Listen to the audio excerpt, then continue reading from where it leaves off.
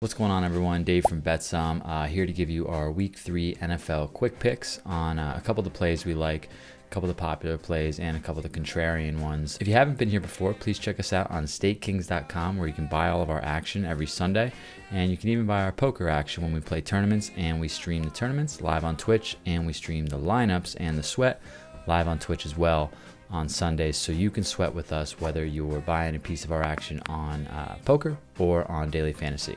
So that's it for that. Please like and subscribe, and let's get into the picks. All right, so at quarterback, we have the highest total of the game here at top, Russell Wilson and Dak Prescott. I generally fade these high total quarterbacks that are going to be popular. Everyone will be on them. They will be 10 to 15% owned. And I know a lot of other people say, oh, that's not that big of a deal. I think it's honestly the easiest position to differentiate yourself is a quarterback wide receiver stack when they're virtually unowned. That will not be Russell Wilson and Dak Prescott in this case, although they're great picks and you want to go kind of lower owned and find your 2 5%ers or running back or something like that, then go for it. Josh Allen really came through last week. He's got the #1 OPRK, so I actually like him for that reason. I believe that those OPRKs can really do a good job of making people fade spots that probably are better than they look just because that big red #1. So Josh Allen might be, half of the ownership that he should be in a game that could shoot out the Rams versus at Buffalo. So I think that's kind of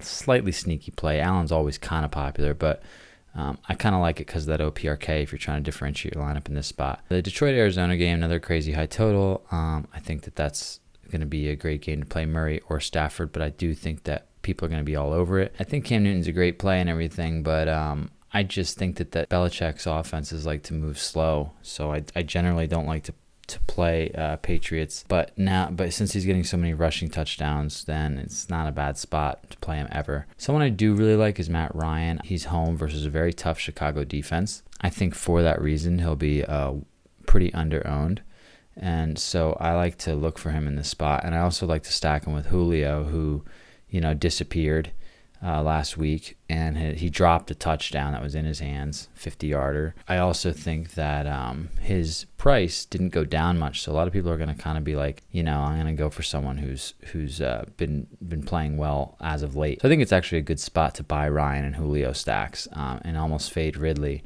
maybe even triple stack it with Hurst. So I actually really like Matt Ryan. In this case, he's not my favorite play of the week, but he's one of them if you're looking for a contrarian play. I'm going to just skip down here to Tannehill, which is another one of my favorite plays this week. I think that he's playing the lights out, and I think that if this game does shoot out, if Dalvin Cook has, if Minnesota can get up, Tannehill is going to be airing it out, and he's just playing so well right now, and I think that he's going to be very under-owned. I've been kind of paying attention to not only the projections for ownership for public, but also a lot of the other pros out there and who they like and who they don't like, and they don't really like Tannehill. To me, that's a spot where you can leverage him. I mean, he's playing great. He's got a tough thing at Minnesota, but if they fall down 14, I mean, Tannehill's just going to have it wide open for him. So I actually really like Tannehill in this spot. I think Wentz is in a great spot too, where everyone's kind of just like, screw this guy, and he's in a really soft spot versus and I also think Ertz, it's a good spot to stack Wentz and Ertz. Miles Sanders is probably the piece that most people will get in that game, myself included. But my favorite play is actually Jared Goff. I think that it's not my favorite play in terms of that I think he'll get the most points here, but I think he'll be literally 1% owned, and I think he's playing great, and I think that game could shoot out. You can easily stack him up with, you could go Cup, but I would just go Woods and Higbee. Pretty good triple stack in this spot. Higbee's a little expensive, but I don't think people are going to be on them because they're at Buffalo, and I think people are going to fade this game a little too much. They're going to go Allen if they do, so I like going contrarian with a triple stack here, and I wouldn't even mind bringing it back with a play like Devin Singletary. It's just that I don't really like the fact that he's gotten no rushes, and they were up in these games, and he still didn't get any rushes. So it's kind of just like he might not be the guy, and they might just be committing it. So it's just the easiest way to bring it back with Stephon Diggs, who's playing great, and Josh Allen's finding him.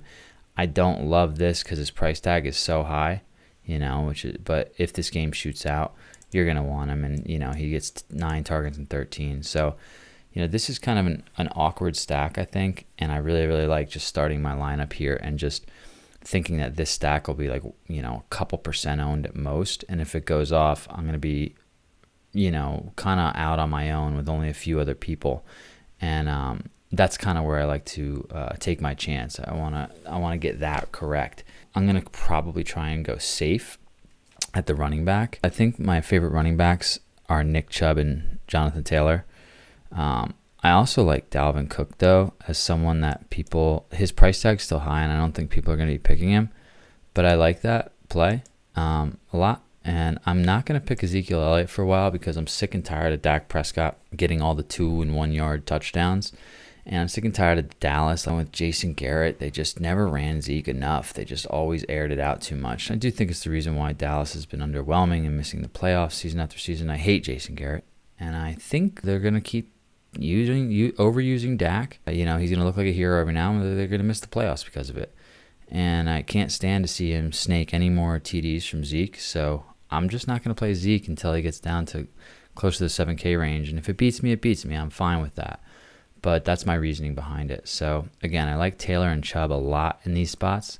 I think, these spots are great too. Eckler, Connor, Carson, all at home. I think I'm going to go Miles Sanders as one of my running backs. I think that it's, he's the best spot in that whole game. And I think that rather than like take a chance with Wentz to Ertz or anything, just go easy with Miles Sanders. At 6,400 is a very fair price for him. So I like him there.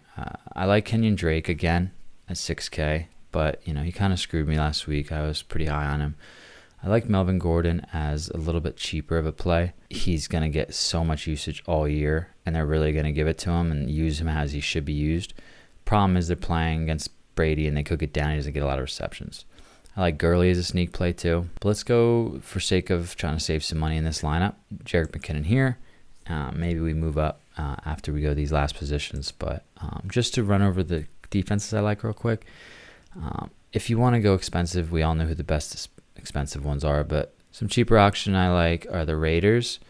I think that at New England, Cam takes a lot of sacks, and he does throw a lot of picks. Last week he threw a pick 6. He does really, really telegraph a lot of passes that can lead to pick 6s. So I just think he's a good quarterback to target for defense. If they can get Cam sacked 3 or 4 times or get a pick, then their defense pays for themselves.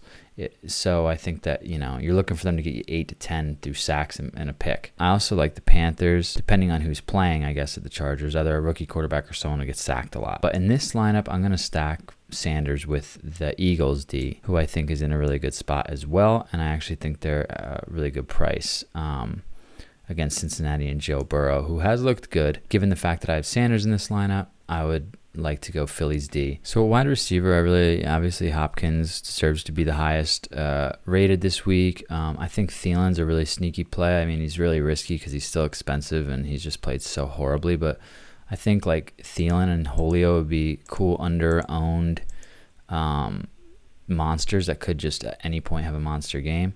I still really like Juju a lot. Obviously, in this Dallas game, Seattle game, we're going to like all these receivers. My favorite is probably Metcalf. He seems to me like somebody who's just he's a threat around the goal line. He's a threat to run deep. He's a threat everywhere on the field. He's huge. He's fast, and he can jump high as hell. I think he's a little bit better than Lockett, who I don't feel is quite as dimensional. I think Amari Cooper at 6,500 is an amazing price, so I don't think you can discount that. And I also think that CeeDee Lamb and Gallup are great praise. So like playing the receivers from that game, like a receiver or two here or there, I think is really smart without stacking it with the quarterback to kind of be different but still look for the points from that game, which will come in one way or the other. I'm just hoping they're more spread out in this lineup. I do like McLaurin a lot. He's 5,900, so he's still sub 6K, and he's playing well. He's got 7 targets and 10 targets, so he's got 12 points, 28 points. We want him to get like 20 to 25 for this price. He's proven he can get 30 plus so many times, so I think that that's a very good price for him. And he's just always kind of sneaky and gets his points on the low. I really like Landry. I think that he's going to have a couple big games this year, and as he slips further and further away from that 6,300 mark and further down, I like picking him more and more. We cannot afford him in this lineup.